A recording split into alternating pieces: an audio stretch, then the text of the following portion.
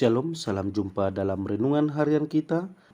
Saudara-saudari yang dicintai Tuhan, dalam bacaan pertama hari ini kita akan melihat bagaimana bangsa Israel yang telah mengalami kasih Allah melalui pembebasan mereka dari pembudakan Mesir justru membalas mereka dengan ketidaksetiaan. Mereka begitu cepat meninggalkan Tuhan dengan menciptakan Allah yang lain. Mereka membuat anak lembu tuangan dan kepadanya mereka sujud menyembah dan mempersembahkan kurban sambil berkata, "Hai Israel, inilah Allahmu yang telah menuntun engkau keluar dari tanah Mesir." Penyangkalan akan kuasa Allah ini dan penerimaan Allah sebagai penyelamat bagi manusia adalah kesesatan. Sebab Allah sungguh berkuasa atas manusia ini dan juga berkuasa untuk menyelamatkannya.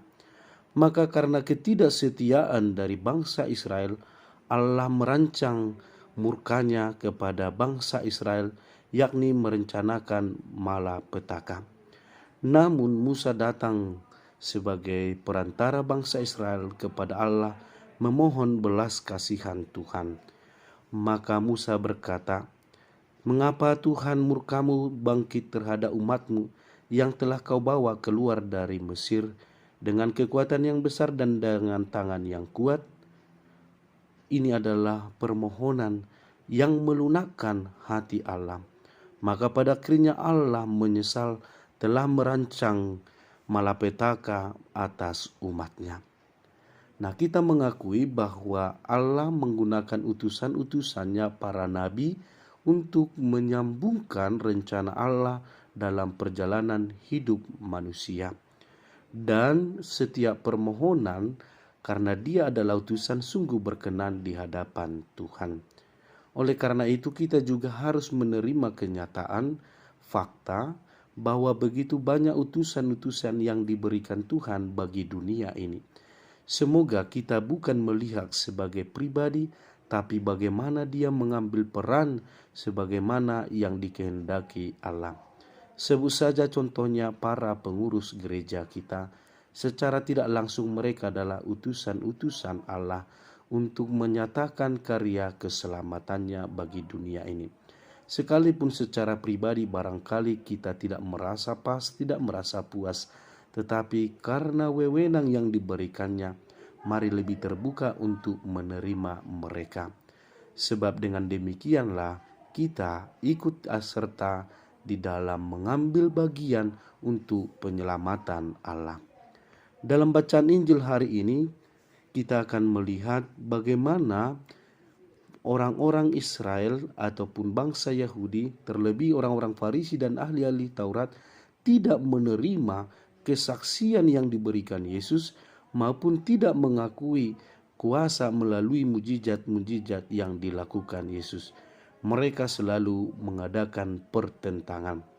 Maka Yesus sendiri berkata, "Kalau aku bersaksi tentang diriku sendiri, maka kesaksianku itu tidak benar di hadapanmu." Ini adalah penegasan bagaimana ketertutupan hati dari orang-orang Farisi dan ahli-ahli Taurat atas segala fakta yang diberikan Tuhan maupun melalui kuasa yang ditunjukkannya melalui peristiwa-peristiwa kesembuhan. Oleh karena itu, mereka selalu bersepakat untuk menyingkirkan bahkan membunuh dia. Tetapi karya dan pekerjaan Allah harus dinyatakan bagi dunia ini.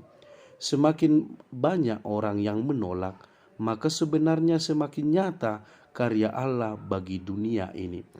Karena sabda yang dikatakan Yesus adalah sabda yang penuh kuasa, penuh daya. Dan mujizatnya itu adalah dilakukannya sebagai bentuk dari kuasa Allah bagi dunia ini. Tak ada kuasa-kuasa manapun di dunia ini yang sanggup melakukan seperti yang dilakukan Yesus. Maka ini adalah menjadi kesaksian yang hidup dan penerimaan yang hidup dari banyak orang. Kalaupun ada orang yang tetap tidak percaya menentangnya, tetapi toh orang bisa melihat bahwa itu adalah benar dan mereka mengakui Yesus sebagai anak Allah.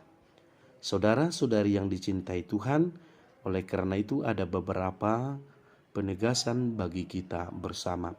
Yang pertama, mari kita menjadikan Allah sebagai Raja atas hidup kita, sebagai Tuhan yang benar, yang hidup dan menyelamatkan kita.